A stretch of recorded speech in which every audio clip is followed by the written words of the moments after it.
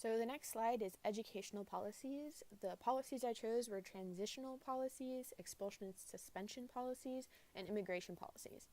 Now the first policy is transition policies. These are policies that mean when one person moves from one safe and familiar environment to another. This really concerns my area because kindergarten is a major transition for students, seeing it as the beginning of their educational career. In a recent study, it shows that 40%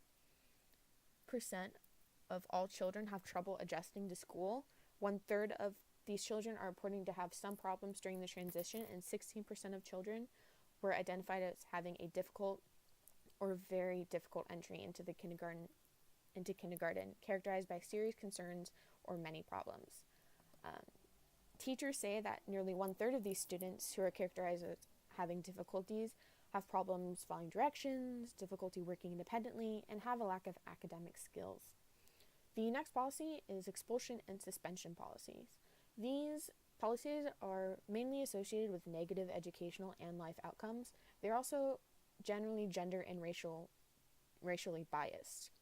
This can be shown in statistics that result in young boys of color who are more likely to be suspended or expelled than any other student. There is also evidence that expulsion or suspension early in childhood education is associated with expulsion or suspension in later school grades.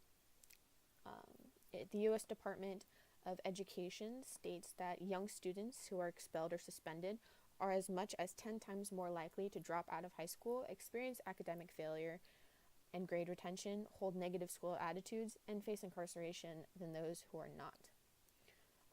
Lastly, these practices make it so that students spend less time in the classroom learning and socializing, which is critical these first few years.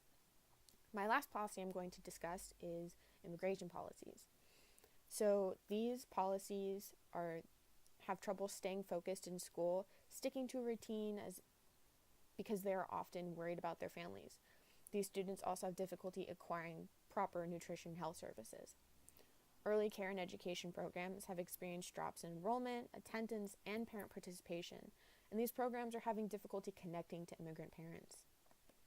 Because of this disconnection, programs can't help these families with health, nutrition, and social services because it's so difficult to talk to them and learn about their experiences.